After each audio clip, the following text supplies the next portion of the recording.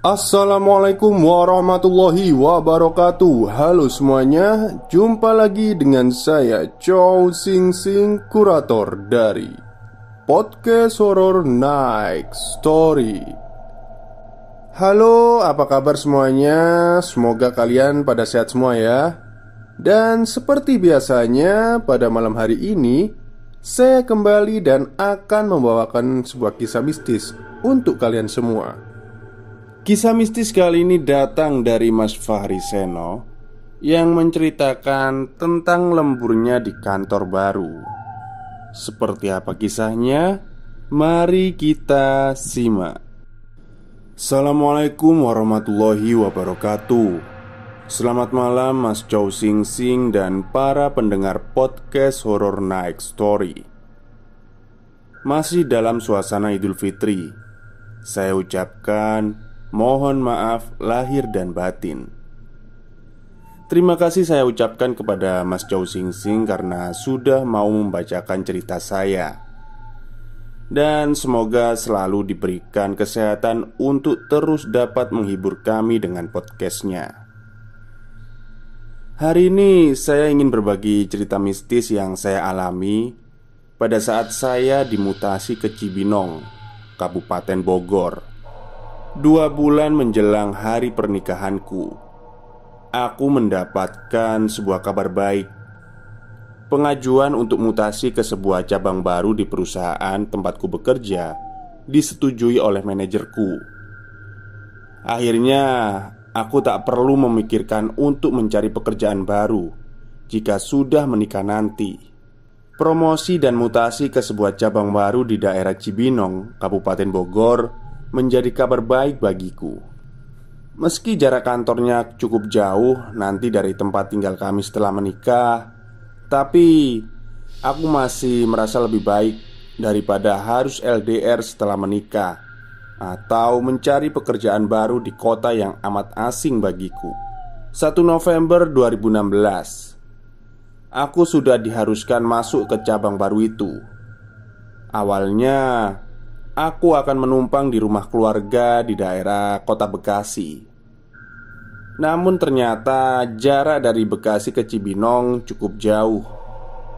Aku yang tidak memiliki kendaraan merasa agak susah dengan transportasi di sini.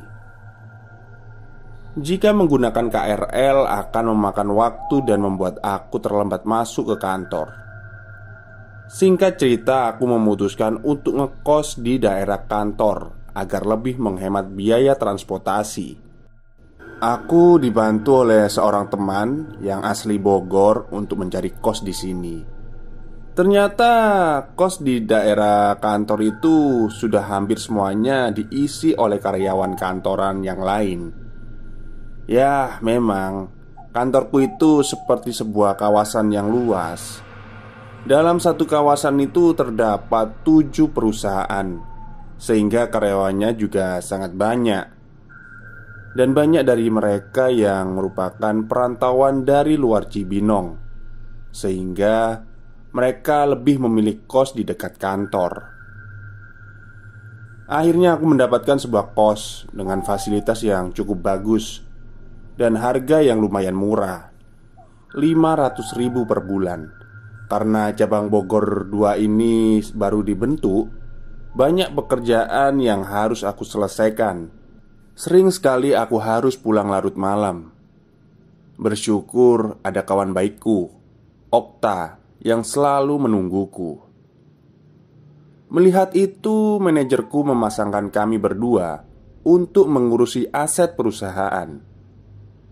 Jika mengurusi aset perusahaan itu, tandanya kami akan sering pulang malam. Ditambah ini sudah mau masuk akhir tahun. Dan seperti perusahaan pada kebanyakan, akan ada penyusutan aset tahunan yang dilakukan. Hari ini pekerjaanku dan Okta masih banyak. Kami terpaksa lembur untuk menyelesaikan laporan karena besok manajer akan rapat dengan pimpinan cabang terkait aset perusahaan. Aku lihat jam menunjukkan pukul 21.20. Karyawan yang masih bertahan di kantor sudah tidak banyak. hanya ada 12 orang. Mas Anjas, salah satu staf bagian virtual yang kebagian shift malam hari ini, penat sekali menatap layar komputer. Aku mendekati Mas Anjas dan bertanya basa-basi, "Shift malam lagi, Mas?" "Iya nih, tukeran dengan Mas Johan. Ada urusan katanya," jawab Mas Anjas. "Oh gitu. Dari cabang mana Mas sebelumnya?" tanyaku. "Aku dari cabang Purwakarta," jawabnya singkat.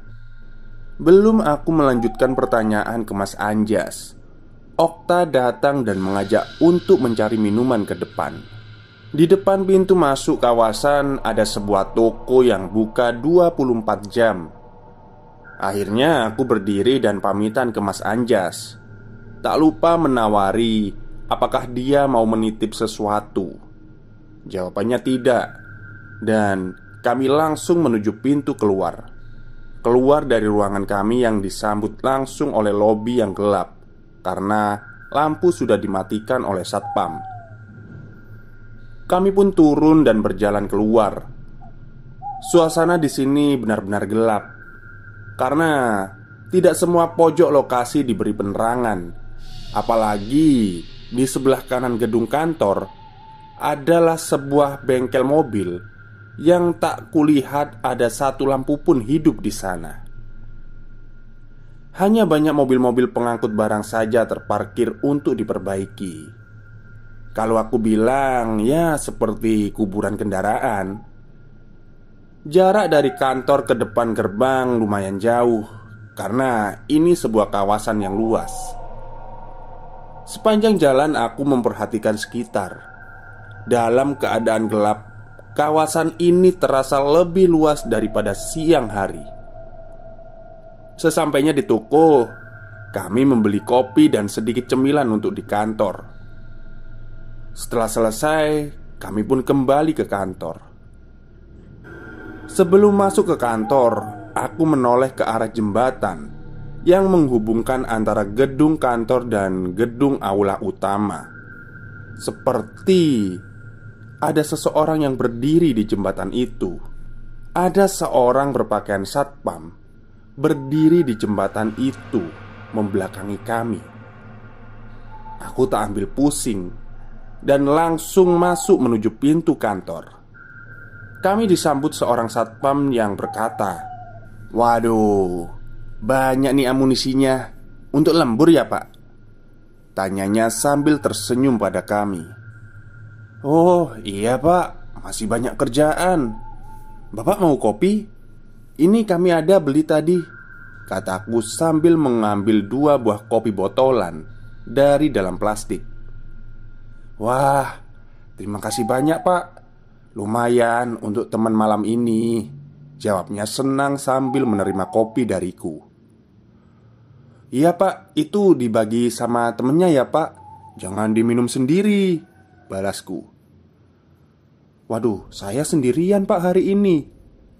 Teman saya mendadak gak bisa masuk karena anaknya sakit," jawabnya.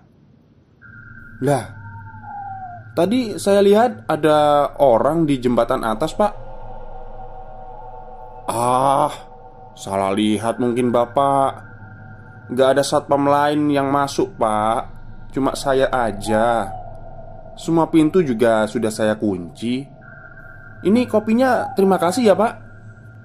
Aku pun kebingungan. Apa yang aku lihat tadi? Apa mungkin mataku sudah terlalu lelah menatap layar komputer? Akhirnya aku dan Okta segera menyelesaikan pekerjaan kami. Jam menunjukkan pukul 00.44. Akhirnya aku sudah menyelesaikan laporan dan bahan untuk besok manajer gunakan rapat. Okta hanya tinggal mengirimkan email hasil kami hari ini. Dan kami sudah dapat pulang tepat pukul 1 dini hari. Kami sudah menyelesaikan pekerjaan kami dan kami langsung berkemas-kemas. Di saat sedang berkemas, telepon di bagian kami berbunyi. Aku agak kaget mendengar suara telepon ini. Siapa yang menelpon ke bagian kami di tengah malam begini? Aku mengangkat telepon, namun tidak ada suara di sana. Aku hanya berpikir, pasti ada yang iseng. Aku pun menutup telepon dan bergegas mengajak Okta untuk pulang. Beberapa langkah kami berjalan. Telepon itu kembali berbunyi. Aku berhenti dan hendak mengangkatnya. Namun Okta melarangku dan mengajakku untuk segera pulang. Kami berjalan ke parkiran dengan terburu-buru. Aku heran dengan tingkah Okta. Biasanya dia orang yang santai dan tidak terburu-buru seperti ini. Sepanjang perjalanan pulang, Okta tidak bercerita apa-apa. Dia hanya menjawab kalau dia sudah lelah dan mengantuk. Keesokan harinya, kami mendapatkan kabar bahwa ada beberapa proyek akhir tahun yang harus kami buat. Kali ini kami lembur dengan lebih ramai tentunya. Dari bagianku, ada Yeni, Mbak Ati, dan Mbak Dewi yang ikut lembur. Manajer kami hanya ikut sampai jam 9 malam dan kemudian pulang setelah memesankan kami 2 box pizza untuk menemani kami lembur. Jam 11 malam, aku dan Okta mulai mengantuk. Dan jika sudah begini, kami akan ke toko 24 jam di depan untuk membeli kopi dan makanan ringan. Yang lain hanya menitip dan kami yang pergi ke depan untuk membeli kopi serta makanan ringan. Dalam perjalanan, mataku tertuju pada jembatan tempat aku melihat satpam kemarin. Dan ternyata memang benar. Ada satpam berdiri di sana membelakangi kami. Cuy, itu orang dari kemarin aku lihat di situ terus. Aku bilang ke Okta. Jawab Okta pelan, seperti tidak tertarik dengan apa yang aku lihat. Cuy, beneran dah, lihat tuh, ada orang, kataku sambil menarik tangan Okta untuk melihat ke arah jembatan itu. Udah, ayo cepet, biar cepet selesai, cepet pulang kita, jawab Okta sambil tetap berjalan. Aku agak kesal dengan reaksinya, tapi ya udahlah. Di depan toko 24 jam itu ternyata ada penjual mie ayam. Akhirnya kami memutuskan untuk makan mie ayam dahulu, baru kembali ke kantor. Dalam perjalanan kembali, kami bertemu dengan Mbak Dewi dan Mbak Ati yang sudah pulang. Loh, kok udah pulang, Mbak? Tanya Okta agak kaget. Kerjaan kami udah selesai. Kalian kemana aja sih? Lama amat, jawab Mbak Dewi dengan jutek. Ya, salah kami juga sih makan mie ayam dulu. Ya sudah, itu udah aku email ke kalian semua bahannya. Nanti kalian ya gabungin semua lalu email ke manajer. Aku mau pulang dulu, ngantuk. Oh, oke deh Mbak, jawabku. Kalau Mbak Dewi sudah selesai, berarti kerjaan kami hanya tinggal menggabungkan semua bahan dari kawan-kawan yang lain saja. Karena dari jam 9 sebenarnya kami sudah selesai dengan bahan kami. Hanya untuk masalah gabung data Mbak Dewi mempercayakan ke kami berdua, sehingga kami harus menunggu data dari teman-teman yang lain. Sesampainya di ruangan, ternyata Yeni masih ada di sana, masih sibuk dengan komputernya. Loh, masih belum selesai, Yen? Tanyaku sambil meletakkan kopi pesanannya. Tapi dia hanya diam saja, tidak menjawab. Aku pun tak menggubrisnya dan langsung menuju komputerku untuk menggabungkan seluruh data yang dikirim. Baru saja aku duduk dan membuka email, Yeni berdiri dan berjalan menuju toilet. Mau ditemani gak Yen? Tanya Okta agak berteriak. Tapi Yeni cuma diam saja dan langsung berjalan menuju toilet. Akhirnya kami melanjutkan pekerjaan kami yang tinggal sedikit lagi. Aku baru sadar, hari ini walau baru jam 11 malam, tapi kantor terasa sangat sunyi. Tidak seperti biasanya. Setelah selesai dan bersiap berkemas untuk pulang, kami ingat dengan Yeni yang belum juga kembali dari toilet. "Okta, itu Yeni kok belum balik dari toilet ya?" tanyaku pada Okta. "Sakit perut mungkin. Kita tungguin aja lah sebentar," jawab Okta sambil merapikan tasnya. Tiba-tiba suara telepon berdering. Okta mengangkat telepon itu. Namun tak ada jawaban dari telepon itu. Kemudian Okta langsung menutup telepon itu sambil ngedumel. Kami sudah siap pulang, namun Yeni belum juga kembali dari toilet. Akhirnya kami sepakat untuk menyusulnya ke toilet. Sepanjang lorong menuju toilet itu, aku lihat bagian EDP sepi. Sepertinya mereka sedang merokok di bawah. Hanya kami bertiga karyawan yang tersisa di gedung kantor ini, termasuk Yeni. Sesampainya di toilet, Okta berteriak memanggil Yeni. Yen, udah belum? Kita udah pada mau balik nih." Namun tidak ada jawaban. Bahkan suara air pun tidak terdengar. Kami mau masuk, tapi masalahnya itu toilet cewek. Takut dikiranya kami ini mesum. Tapi kalau nggak masuk, takutnya Yeni ada apa-apa. Ya, akhirnya kami memutuskan untuk masuk ke dalam toilet untuk memastikan. Ada 3 kabin yang tertutup. Satu persatu kami ketok dan cek untuk memastikan ada orang apa tidak di dalamnya. Kabin pertama kami ketok, tidak ada jawaban. Kami buka juga tidak ada siapa-siapa di sana, kosong. Kabin kedua kami ketok juga, dan lagi-lagi sama, tidak ada jawaban. Pada kabin ketiga, di saat kami ketok, ada balasan ketokan pada pintunya. "Yen, kamu di dalam? Kok lama amat sih?" tanyaku. Tidak ada jawaban dari dalam kabin itu. Okta tiba-tiba membuka kabin itu, dan ternyata kosong. Lah, lantas siapa yang membalas ketokan pintu kami tadi? Aku sudah merasakan firasat tak enak. Aku dan Okta langsung keluar menuju lorong. Dan tiba-tiba kami terperanjat. Kami melihat Yeni sedang menggendong tasnya di ujung lorong membelakangi kami. Dia berjalan keluar ruangan. Namun bukan belok ke kanan dan turun tangga, tapi belok ke kiri mengarah ke jembatan penghubung antara kantor dan gedung aula.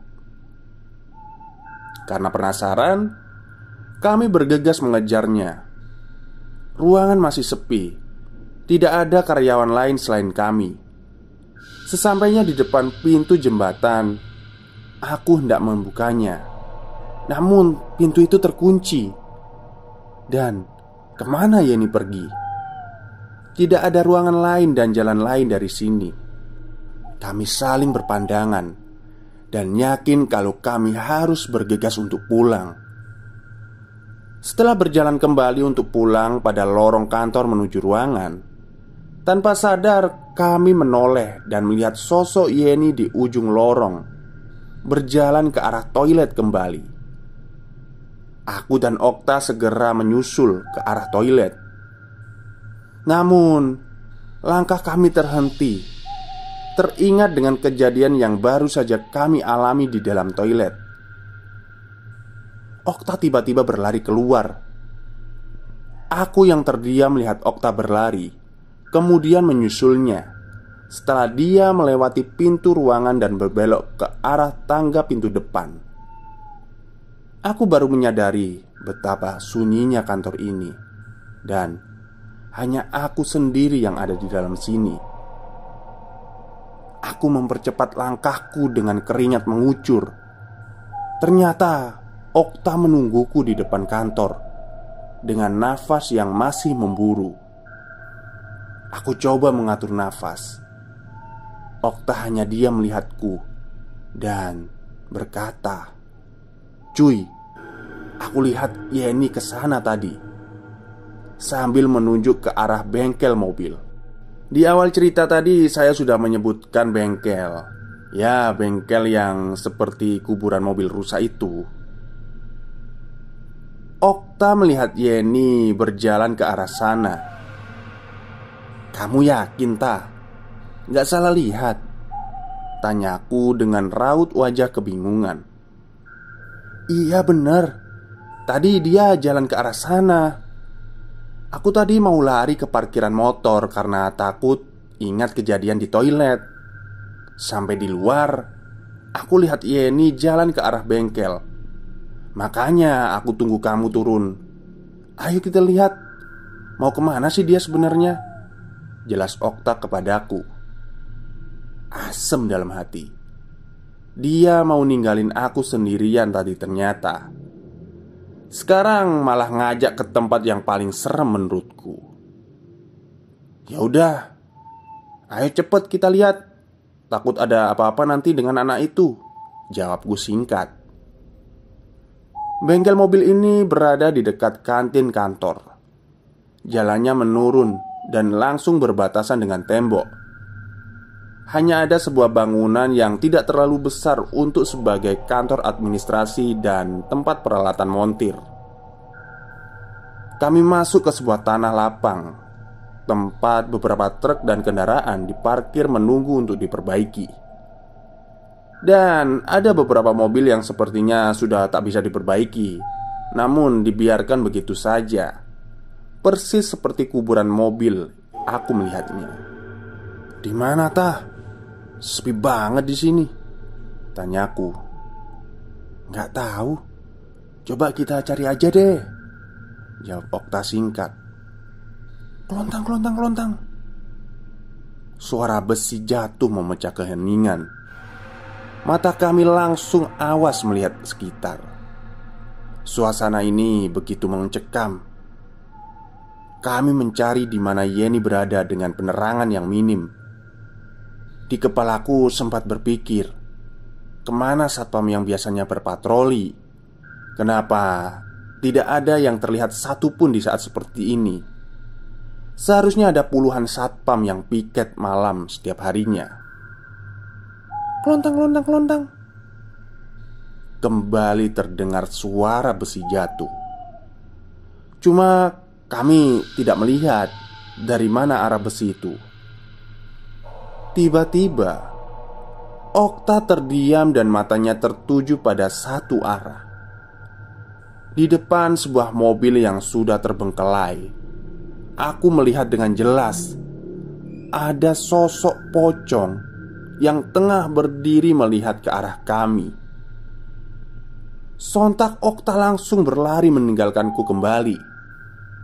Aku masih berdiri lemas, tak mampu bergerak.